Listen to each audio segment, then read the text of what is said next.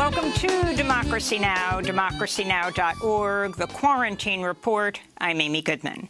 The city of Louisville, Kentucky announced Tuesday it will pay the family of Breonna Taylor $12 million and institute a slew of reforms to the police department responsible for her death.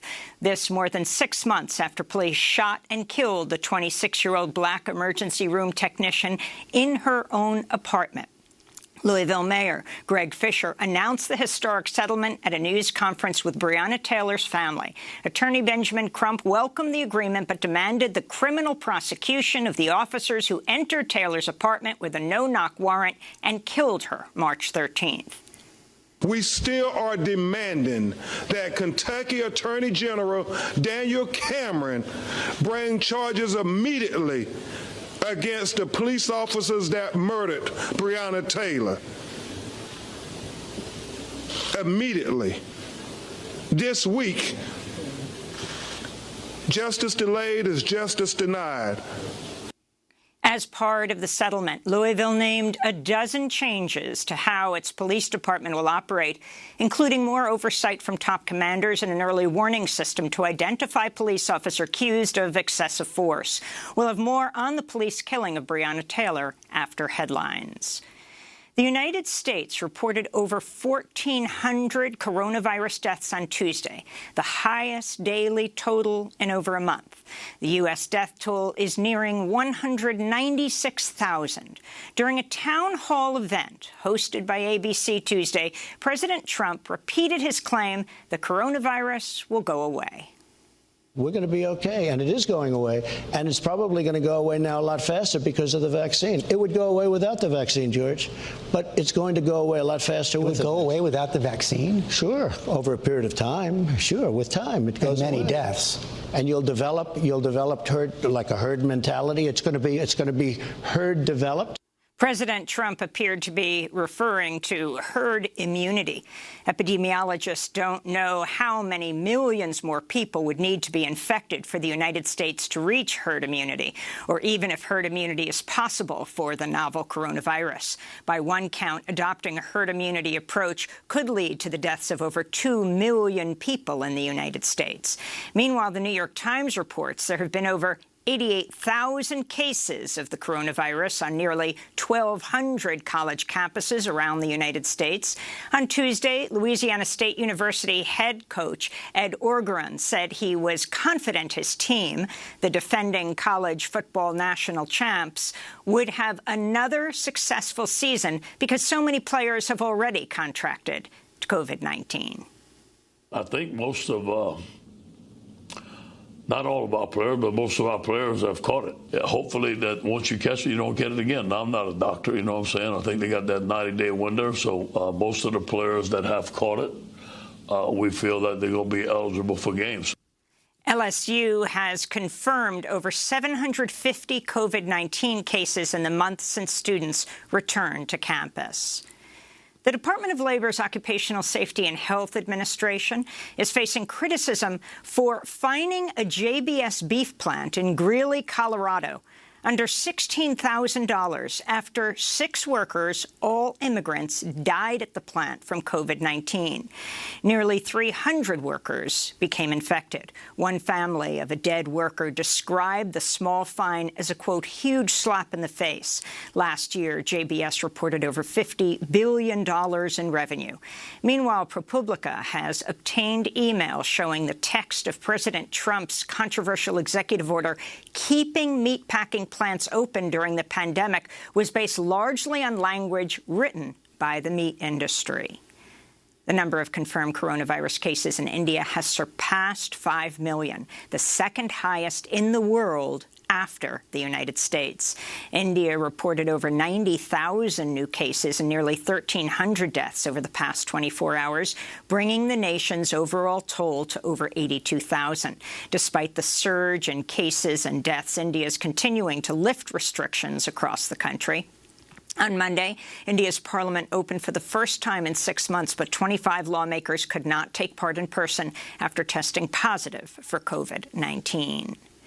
In the Gulf of Mexico, Hurricane Sally strengthened to a Category 2 storm this morning as it slowly came ashore near Gulf Shores, Alabama, with sustained winds of 105 miles per hour. Forecasters are warning of extreme, life-threatening flash flooding, with up to 30 inches of rain possible along parts of the Gulf Coast from southeastern Mississippi to the Florida Panhandle. Sally's part of a record-shattering hurricane season, with the forecasters currently tracking 7 tropical disturbances across the Atlantic. In the western United States, air quality alerts remain in effect for huge swaths of California, Oregon, and Washington, as thick smoke from record-shattering wildfires continues to bring some of the world's worst air pollution to tens of millions of people. Forecasters are hoping cooler temperatures and calmer winds will help firefighters get the upper hand on containing the blazes. Over 5 million acres have burned. At least 35 people have been killed by the fires fueled by the climate crisis. In immigration news, a Cameroonian mother who says she was involuntarily sterilized while held at the privately owned Irwin County Detention Center in Georgia might be deported today. Pauline Bynum has lived in the United States since age 2. She's been detained at the Immigration and Customs Enforcement prison for nearly 3 years. Last fall, Bynum was reportedly subjected to invasive surgery on her reproductive organs without her knowledge.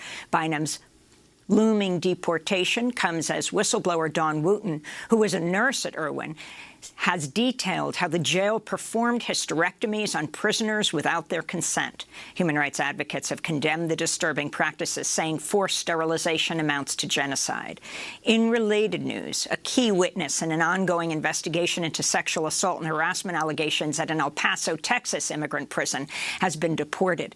The 35-year-old woman from Mexico had recently told her lawyer several guards forcibly kissed her and at least one touched her intimate parts. She's one of at least 3 people who've come forward about the systematic sexual violence at the ICE jail. The Department of Homeland Security's Office of Inspector General launched a probe into the accusations after ProPublica and the Texas Tribune first reported them last month. Israel signed a U.S. broker deal to normalize relations with the United Arab Emirates and Bahrain.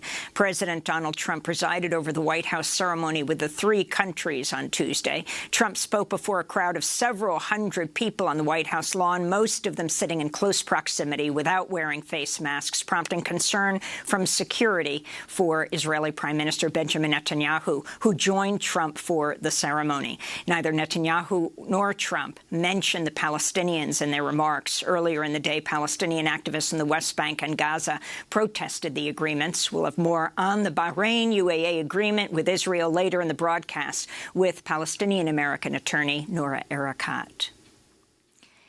In more news from the Middle East, President Trump admitted Tuesday he wanted to assassinate Syrian President Bashar al-Assad in 2017, but did not go ahead due to the opposition from then-Defense Secretary James Mattis. Trump made the admission on Fox News. I had a shot to take him out if I wanted, and Mattis was against it. Mattis was against most of that stuff. He'd keep you in military, but he didn't know how to win. Investigative journalist Bob Woodward first reported on the assassination plan in 2018, but Trump claimed at the time the story was false. This comes as fallout continues from the U.S. assassination of the Iranian general Qasem Soleimani earlier this year in Iraq.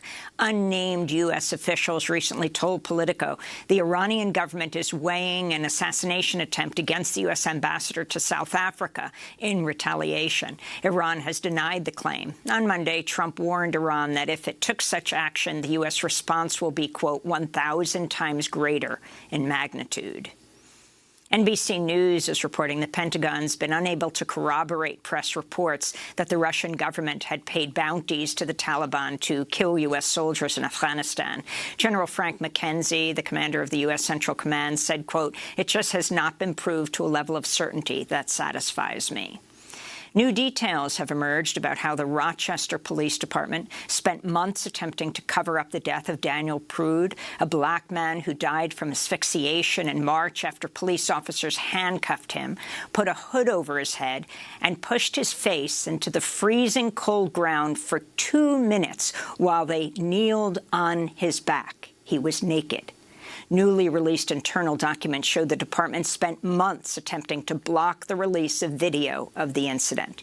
In one email in June, the department's deputy chief opposed releasing the video because it, quote, could create animosity and potentially violent blowback in the community, unquote. The police chief responded saying, I totally agree. Police also attempted to frame Prude, who'd been suffering a mental health episode. In one police report, an officer wrote in red letters, make him a suspect. On Monday, Rochester Mayor Lovely Warren fired the city's police chief, saying there's a, quote, pervasive problem, unquote, in the city's police department. On Tuesday, the Rochester City Council passed bills to authorize an independent investigation into Prude's death, to transfer some money away from the police department, and to repeal a previous vote to fund a new police station. In Lancaster, Pennsylvania, at least 7 people who were arrested Monday during protest over the police shooting of 27-year-old Ricardo Munoz are being held on $1 million bail. Body camera footage shows a police officer shooting Munoz, who is holding a knife. Munoz's family said he suffered from schizophrenia and paranoia. A House committee has condemned Boeing and the Federal Aviation Administration for their roles in the 2 fatal crashes in Ethiopia and Indonesia that killed all 346 people on board 737 MAX planes. A report by the House Transportation Committee finds, quote, the crashes were the horrific culmination of a series of faulty technical assumptions by Boeing's engineers, a lack of transparency on the part of Boeing's management, and grossly insufficient oversight by the FAA, the pernicious result of regulatory capture on the part of the FAA, unquote. Ahead of the 737 MAX crashes, Boeing's former CEO, Dennis Muhlenberg, famously thanked President Trump for giving airline companies more latitude to regulate themselves. For the first time in its 175-year history, Scientific American magazine has endorsed a presidential candidate. In its new issue, the magazine's editors backed Joe Biden for president, writing, quote, the evidence and the science show that Donald Trump has badly damaged the U.S. and its people because he rejects evidence and science, unquote.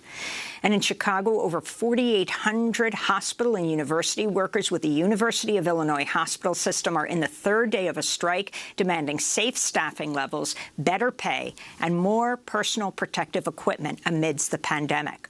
4,000 unionized workers have been working without a contract for the past year. This is Diane Palmer, president of SEIU Local 73.